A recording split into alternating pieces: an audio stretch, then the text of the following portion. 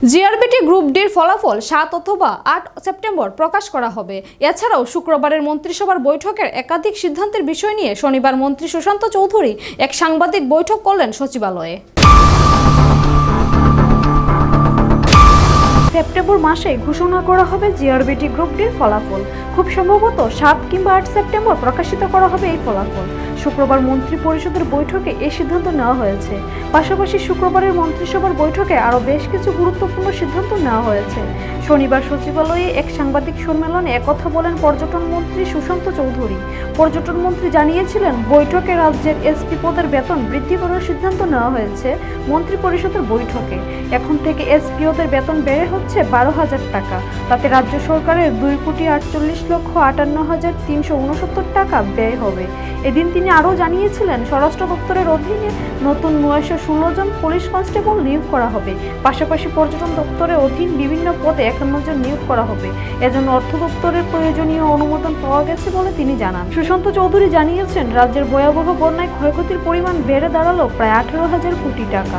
ইতিমধ্যে বন্যায় পীড়িতদের প্রাথমিক ক্ষয়ক্ষতির নিরূপণ করা হয়েছে। ভীষণভাবে ক্ষতিগ্রস্তদের আংশিক আর্থিক ক্ষতিপূরণ দেওয়া হয়েছে। পরবর্তী সময়ে সামগ্রিক খোঁজখবর নেওয়ার পর ক্ষতিগ্রস্তদের ক্ষতিপূরণ করা হবে। সম্পন্ন হয়েছে মাননীয় মুখ্যমন্ত্রীর পৌরোহিত্যে এই ক্যাবিনেট মিটিং এ গুরুত্বপূর্ণ কিছু সিদ্ধান্ত গৃহীত হয়েছে।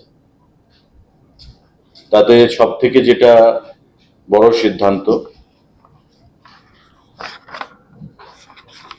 যে জিআরবিটি গ্রুপ ডি যে এক্সাম হয়েছিল, 2,500 পরীক্ষার্থীদেরকে সিলেকশন করা হয়েছে এবং 7 কিংবা 8 তারিখ সেপ্টেম্বরের সেই রেজাল্ট ঘোষণা করা হবে। সমস্ত কিছু তৈরি আছে।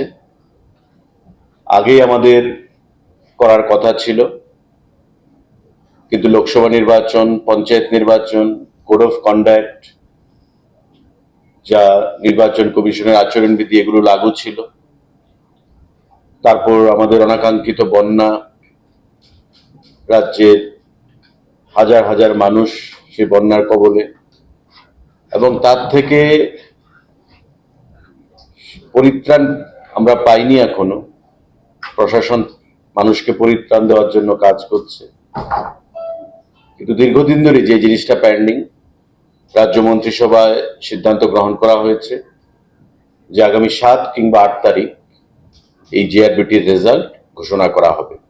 তো যারা পরীক্ষা দিয়েছেন, একটা উৎকণ্ঠার মধ্যে আছেন, বা বরাবরই আমাদেরকে সামাজিক মাধ্যমে, ফোনে, বিভিন্নভাবে সংবাদপত্রগুলোর মাধ্যমে জিআরবিটির পরীক্ষার ফলাফল নিয়ে সেখানে উদ্গ্রীব হয়ে বসে আছেন, তাদের জন্য সেটা সুখবর। যারা সফলতা লাভ করবেন তাদেরকে সবাইকে রাজ্য মন্ত্রী পরিষদের তরফ থেকে আমরা অগ্রিম অনেক অনেক শুভেচ্ছা জ্ঞাপন করছি।